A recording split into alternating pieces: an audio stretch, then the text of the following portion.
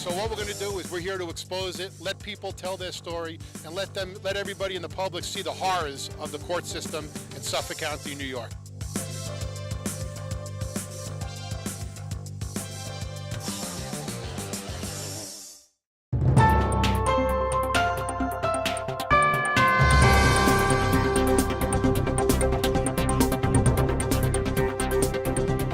Long Island Backstory with Chief Correspondent Gary Jacobs. Good afternoon, I'm Gary Jacobs, and welcome to another edition of Long Island Backstory, where we film at the Cablevision Alt-T Studios in Hauppauge, Long Island. My guest today is cardiologist Dr. Perry Frankel.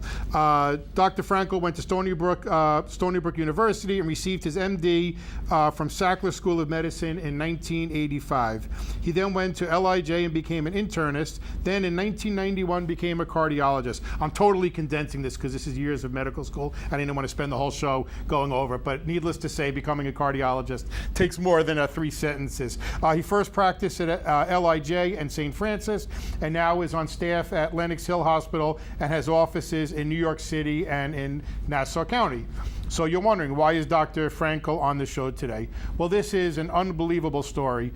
All this doctor wanted to do is save lives, and not only is he passionate about saving lives, but what he wants to do is save the lives of people who normally wouldn't be exposed to these life-saving examinations and being proactive. He went to the lower end community who normally wouldn't do it, and also people who just didn't think about going to a cardiologist. So in his quest to save lives, why is he here? Well, he's here because of Aetna insurance. Obviously, and you hear the show, Aetna Insurance and Dr. Frankel don't have the same goals in mind. Dr. Frankel wants to save lives, Aetna wants to save money. So, Doctor, welcome to Long Island Backstory. Thank you, Gary, for having me on. You're welcome. So first, let's talk about just a little background of the show. So basically the reason you're here today and the reason you had a problem with Aetna was all because you started a mobile clinic. You were practicing in a traditional office, Lenox Hill, no problem. You saw your 10, 20 patients a day, and everybody was happy. But you started doing a mobile clinic, and I say that loosely. I'm going to talk about that whole evolution of why you started doing mobile and how you did it. When Obamacare was coming around, I saw a need for a lot of people in lower socioeconomic areas to get adequate health care. And I decided I wanted to go out to areas. I was born in East New York, in Brookdale Hospital, and I decided, why shouldn't everybody have access to great care? So this Obamacare got me started. So I took one day I took my Jeep Liberty, drew a couple of lounges from outside in there, got some of my staff in Ecotech and MA, and I heard about healthcare in Brooklyn. And we had lines, loved it, juiced me. And that was the beginning where I just was consumed with getting to areas where people don't have adequate health care. Now let me ask this, because I guess the crux of this is money, right? That's what we're going to get to. But so obviously this costs money to do this, to run. You have employees, you have student loans. In the long term, though, for an insurance company, from your perspective, is it cheaper? Certainly it's better for the person to find out before they die, So certainly from a humanitarian point of view, finding out that you have a heart problem is better. But you had mentioned, even financially, is it better for somebody to find out that they have a problem before they have a stroke, before they have a massive heart attack? It's better for the patients, and it's better for the insurance company. Heart attack, number 1 cause of death in America. Heart attack happens every 40 seconds, a death every 80 seconds. Wow. A stroke happens every 40 seconds, a death every 4 minutes. A heart attack costs society, for a mild to moderate, about $750,000. Wow. Major heart attack costs $1 million. A stress echo to prevent a heart attack in a high-risk patient costs $300. Wow. A stroke. What drove me crazy, what got me on this quest, was I couldn't take it that in America, 80% of people that have a stroke never get a warning symptom. It drove me crazy that 3/4 of those are totally preventable because the patients don't know they have a blockage in the carotid artery. And a simple 15-minute test in a high-risk patient can tell if they have a blockage. 1 out of 3 don't survive a stroke. 2 out of 3 of the survivors have long-term disability. You're talking about money? It costs $34 billion a year for strokes. It costs $20,000 for an admission, $80,000 the first year in expenses. It costs $160 to do a carotid. Wow. $200. So survival and economics. So is it just that their mindset is we don't want to spend the money now because we don't care what happens in 5 or 10 years? Because otherwise, they got to have people look at it. So why don't they want to save this big bill? Because some insurance companies, as you say, are looking at their profits every year. And insurance companies treat patients, doctors don't treat patients anymore. Anything I need, I have to get an authorization for. When we go to poor neighborhoods, it's a wonderful thing. We see people, if you have insurance, you get seen. If you don't have insurance, you get seen. I'd go out of business if 80% of people didn't have insurance. With the Medicaid expansion, we get a lot of people that have insurance now, and we're able to get these people into the system and take care of these people before they're a disaster in a hospital. So let me ask you this. We talk about the prevention, though, yet I see all over the place mobile mammogram. So forever the mindset of that, why is it that nobody says, don't do these mammograms, we don't want to find out that women have cancer, we rather just wait down the road? What's the difference? Yeah, it's a great question. At the age of 35 to 40, a woman is advised to have a mammogram.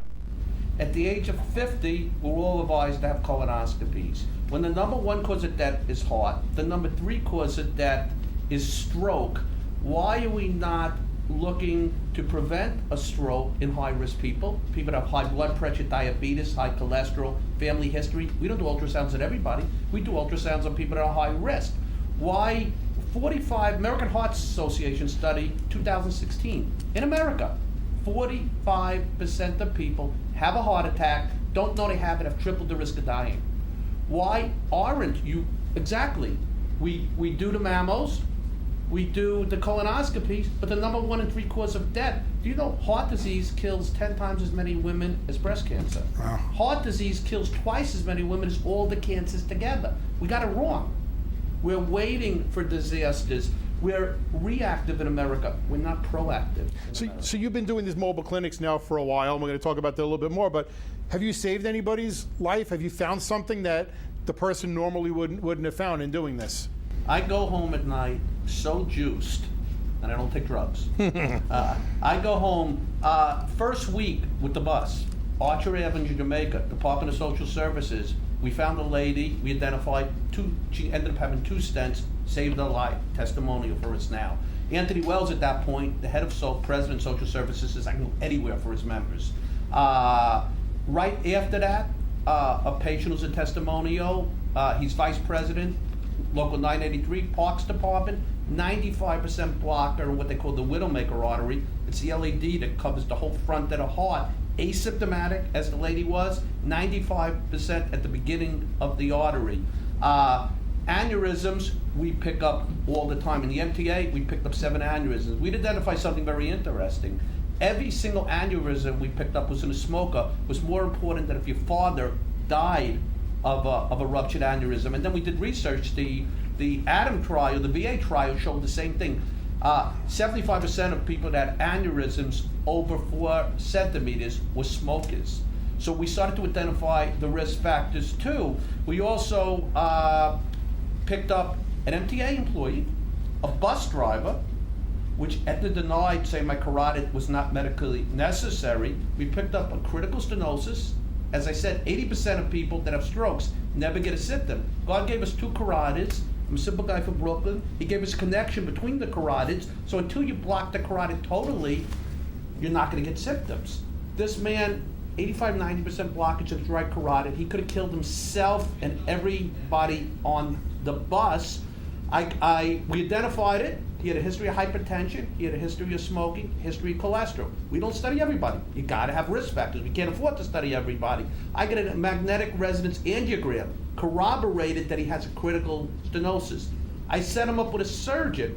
I sent all of our records. They denied, saying my carotid was not medically necessary. they couldn't have read it in our notes when we appealed it if they looked at the carotid, they looked at the MRA, and I sent the guy off for surgery. Right. Aetna is now being investigated by 4 states because in California, Southern California, the medical director admitted on the oath that he didn't look at charts that were denied. Now 4 states are investigating Aetna. So you don't just take it. First of all, let's say you took Aetna insurance for how many years before you had a problem? I've been in Aetna for at least 20 years. I've never had a medical review. When I started doing the buses at the MTA, Mike Karubi, who was the supervisor the president of the supervisors of the MTA, asked me to come and take care of his workers. He gave me 3 to 4 months. He wanted me at every depot. Day one, the bus drivers saw us there. They wanted us to take care of them too. Their president at that time was Samuelson. He gave his blessing. So we had 700 bus drivers at every depot, and we were taking care of them, and we were taking care of the supervisors. May 4th, less than a month that I'm there, I get an email from Aetna saying that if I continue taking care of the MTA employees, they're going to throw me out of Aetna immediately. I had to make a decision. Do I stay with the union members and risk being thrown out, or do I stay with the union? I elected to stay with the union members. I made friends with a lot of these people. I was saving a lot of lives. I said, the hell with it, I'm not leaving.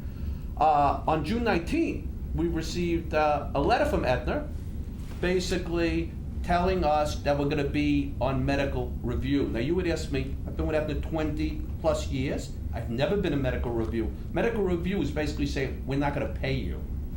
And every chart has to be reviewed, including the chart on this guy I'll call John, whose life we saved, that was denied as medically unnecessary to do a carotid. The guy had surgery and endarterectomy. How can it be denied right. that it wasn't, So once you're in medical review, it's basically... They're sending you a message. They're sending you a message and said, we're not going to pay you. And I stood with it 3 months. And then Aetna, a few months later, said they're going to not renew my contract. They couldn't throw me out for cause. I'm saving lives. So they said they're going to not renew my contract. So a lawyer said to them, why? They said, well, we're rationing our service. I have probably one of the most amount of Aetna patients in the state. So how they're abandoning their members, basically. Well, they don't want them to be able to get these tests. Mm-hmm. So now you do. I'm assuming you take other insurances besides Aetna. Every other insurer, we're in everything. On Saturday, Monday to Friday, I do unions. Saturdays and Sundays, I go to poor communities. We go to East New York. We go to South Bronx. What about Medicare and Medicaid? We take everything. They cover it. I have no issues. We were actually only Aetna is the only company that has a problem. Only company, and it doesn't sound like they're looking out for their members. And there's 4 states looking into it, and I'm not going to major, but there's a major hospital system that's not being paid by Aetna either. Right. So I mean that's it's unconscionable. Yeah. So you're still seeing the patients not getting paid. We're still seeing them. I won't abandon them. We told all our Aetna patients we will continue to take care. And I'm hoping that people watching from Aetna, they should be outraged. They should go to their legislators. They should go to the unions, and they should write letters to Aetna. Well, we've been blessed with people like you that invited us onto your show. We had Mark Levine. He's the health chair of the city council called Aetna, and put tweets out. We met Rich Gottfried, who's the health chair in the assembly. Assemblyman Weprin wrote an amazing letter to Aetna. I met with Eric Delan. Eric Delan is on the insurance committee in the assembly. I met yesterday with Jesse Hamilton, who's on the state senate insurance committee. We've been blessed, like politically, everybody. And Daily News did a nice story about it. So you think Aetna wouldn't like the bad publicity? It's only going to get worse. Yeah, well. Plus, there's going to be a lawsuit. There is a lawsuit in federal. It's in federal court now. It went into state court. Aetna moved it to federal court. There were multiple New York State insurance laws and healthcare laws that we feel were violated. There was also the Affordable Care Law, federal law, that we feel was violated. So, I mean, isn't there some law against insurance companies telling you how to practice medicine? I mean, we see that they do it, but is there a law against it? Actually, There's a law, New York State General Business Law 349, failing to pay claims for services providers to members, reducing consumers' access to health care, restricting its providers' ability to provide treatment and services that are in the best interest of members of the health care plan, the Affordable Care Act, New York Public Health Law 4406, which is torturous act of interference of contract, New York Insurance Law 3224, prompt payment, New York Health Law 4406, terminating contract without reason or explanation, New York Insurance Law 4803, terminating contract without reason or explanation, multiple. Pretty much they covered everything. Lawyers are smarter than me. Yeah, but it seems like they pretty much covered everything in the in this that they've violated. But you still have your regular practice. I mean, you still have your office, and you're doing both. So you're really working. Practice has expanded markedly from doing all these unions, and also we go into areas of poor need. We opened up an office in Harlem, where we take care of patient staff from the Bronx, and we saved a life very early on in the Department of Corrections. A captain who we prevented sudden cardiac death. His wife hugs me every time she sees me. We have all the correction officers come into our office. We work with Emblem Health to reduce costs. We saved Emblem Health in New York City $100,000 defibrillator on this correction officer. He was a big muscular guy. He said, "There's nothing wrong with me." I said, "Well, let us check your blood pressure." It was very high. Bottom line, the hypertension burnt out his heart. His heart was pumping at 1/3 of normal. Could have died of sudden cardiac death any time. He trusted us. We got him to lose 40-odd pounds. We sent him home with a defibrillator vest. Took all the medicines. His heart function went out significantly. Didn't need a $100,000 defibrillator. He's a testimonial for us. He walks 3 miles a day now. Saved the city a lot of money. Saved his life. Do you think there's something that has to do with that you're helping poor people? Well, I think we're backed by the coalition of black trade unionists. If you're a person of color, you have tripled the risk of dying from hypertension. Is that a genetic thing, or is that because you're not the socioeconomics? I think that's a big part of it, because 50% we find of Latinos are not treated or not diagnosed. We find your risk of a stroke as a person of color is double, your risk of death is double, and I think it's a combination. When you go to where people live and work, when we pull up in our buses and people know you care, and George Holtz, who we work a lot with from Health First, says when they know you care, they come out, they trust us. We've done almost every NYCHA building, and they come out because they know we care and we make a difference. And we could save billions of dollars because they don't have great access, like you say, in the poor areas. How many doctors do you think like me are going into East New York every week, going into Harlem, we're working with the NAACP to open up their headquarters in Harlem. Love what I do, and I know it makes a difference, and it's going to take more than Aetna to put me down. But don't you think there's an intimidation issue too about going into a cardiologist's office? Maybe if you're not as educated and you're not brought up with your family because they didn't have money. There's something, nervous about it, but maybe it's not as intimidating to go into a mobile clinic on the street. And especially, you're 100% correct, and especially when I go up to them and I start talking to them, and then they tell 10 friends, this doctor's different. Like the correction officer that we saved, I gave him a choice. I said, you can go back to your doctor and have your doctor help. He says, no, nobody talks to me like you. At the end, we don't just scan these people. We look at their risk factors. If they have significant risk factors, they're seen by a nurse, then they're seen by me or a nurse practitioner, then whatever they need, they get, and then we sit down and we talk to them. 15 minutes of time we spend coming up with a plan. So the correction captain says to me, I'm going with you. My doctor never talked to me like that. Do you know how many people in the mobile that you say are intimidated by going to doctors or cardiologists who don't trust us?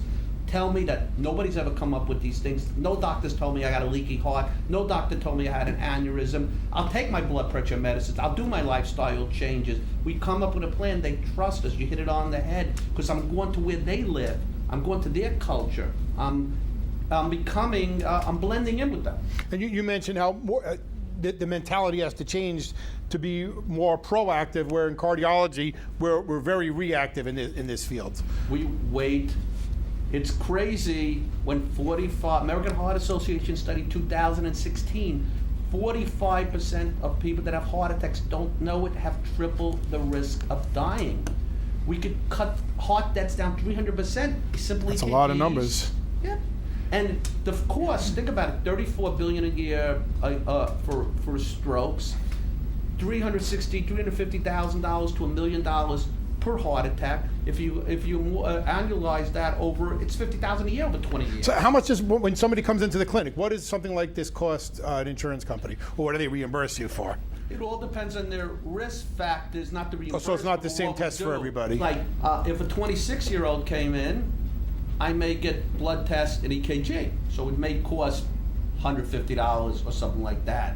If a 55-year-old comes in, and we get people out in certain areas where they don't see doctors, they don't trust doctors, they don't take the medicines, we'll see them with severe hypertension. We see cases I haven't seen since I'm in practice. So we found 2 young women in the unions in Jamaica that had something called the hypertrophic obstructive cardiomyopathy. It causes sudden cardiac death. I haven't seen that since I was in medical school. So when I'm out in these areas, I'm starting to see a lot of things that I wouldn't see, and we're making a difference. And you hit it on the head. They accept mammos, but why aren't we going after the number 1 and 3 cause of death? Why aren't we, women have just as many women die every year as men, and again, 10 times as many women die from heart disease as breast cancer. Women also have atypical symptoms. We're missing it. Big study in Circulation showed that 95% of women, they have a premonition. 30 days before a heart attack, they get atypical symptoms that most doctors aren't aware of, and most spouses.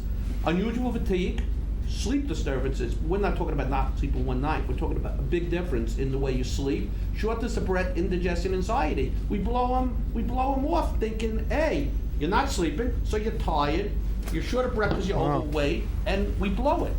Wow, that's unbelievable. That's why we also go into the communities and we do workshops, we do educational talks to all the unions. I go into poor areas and we just talk to the people. Love it. So you're also doing the prescriptions for blood pressure, and long term. I think maybe the problem is that these things that you're doing, the prevention is for way down the road.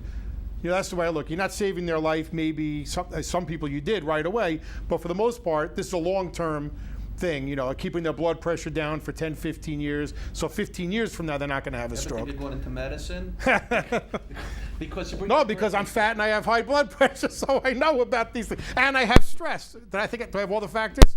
I pick up smoking. I'm right there, right? So I think I have all the factors. Divorce court, that's a big one. I'm sure you hear about. You've been so you know about the stress, but so I know about these factors. And I remember my doctor saying, look, you might not want to be on the medicine now, but you got to be on the blood pressure for a long time because eventually it's going to catch up with you. You hit it on the head. We say, once in a while we pick up a 90% blockage. But a lot of times, you bring up a great point, we pick up a blockage of less than 50%. And they'll say, I don't care where you're from. What can I do, doctor? I don't want to have a heart attack. Or we pick up an abnormality of the heart, where we see the hypertension's causing the heart to thicken, and eventually it's going to fail. When we get them at the early age, we get leverage on them. We get them to do lifestyle changes. We get them to take medicines if necessary. A big study showed if you take smokers, which we brought up smokers, and if you do ultrasounds on the carotid, and if you show them a picture of the blockage on the carotid versus not, you have a 400% greater chance of compliance of stopping smoking. So we get leverage. We could save billions and billions of dollars, not just preventing the heart attacks and strokes, by stopping the whole progression of the disease that you cleverly said takes years to occur. It's mind-boggling what we do. And shame on Aetna. I mean, really, that this is lives that they're costing people, and it's really disgusting what they're doing. I hope they get their day. And they can't. How could they be looking at the charts if you give them charts of people that had heart attacks? You give them charts of people that had a carotid blockage that you document that's going to have surgery. How can you be? They're not looking at the charts, and they have allegedly been accused in other states of not looking at the charges. We have denials of sonograms of people with chest pain, palpitations, or the Medicare sets the guidelines for appropriate ordering. American College of Cardiology, American Heart have guidelines of appropriate ordering. Aetna does not go by those criteria. at all. Well, maybe companies who are looking for insurance, maybe they should think twice about signing up with Aetna. You bring a great point. What got us into the Daily News is because I wouldn't step away from the unions. I was overwhelmed with people like you. The 5 presidents of Aetna got together. Not Aetna, 5 presidents of the MTA got together, wrote a letter to Aetna saying that they're going to ask to pull out of Aetna if Aetna doesn't fix it.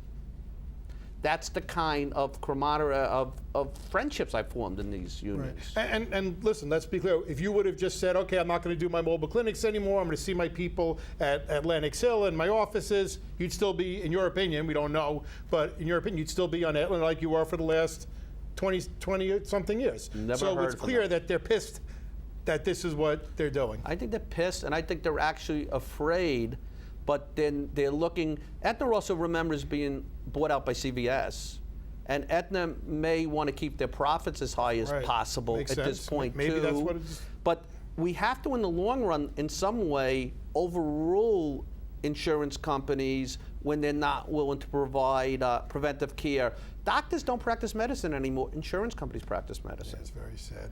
Well, everybody, who's watching the show, again, you may want to think twice. The power of the media. Share this show. If you have Aetna, maybe send them an email and say, hey, I just saw this show, and you guys aren't looking out for my best interest. Maybe if you're a company owner, maybe you'll look at going to a different company after looking into this show. So, everybody do your own part.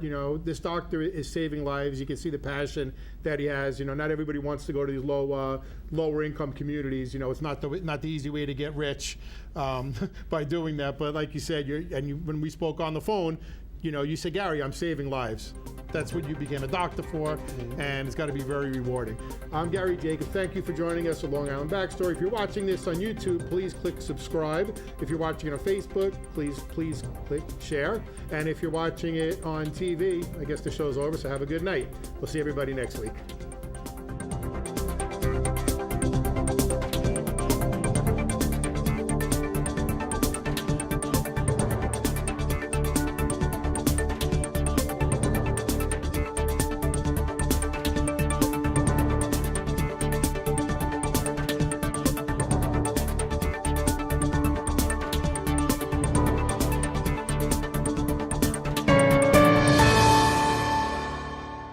Long Island Backstory is made possible in part by Americans for Legal Reform, the oldest, most successful legal group in the world. P.O. Box 2679, Huntington Station, New York 11746. Telephone 631-421-6390. Website Americans4legalreform.com.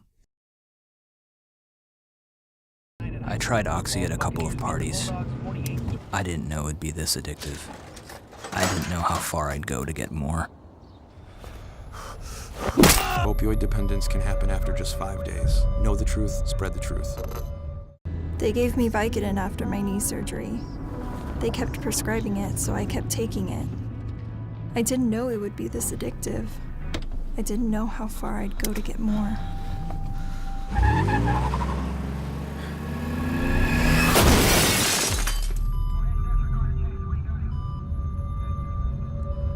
Opioid dependence can happen after just 5 days. Know the truth, spread the truth.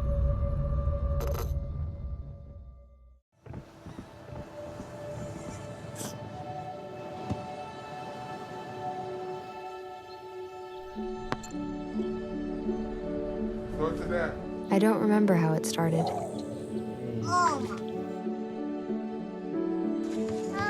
Our back and forth. Victory. Fumble. Repeat. It always came back. Dad! Okay, here we go, throw it! Yeah. You probably don't remember what you told me, That was perfect. but I heard every word. Nice.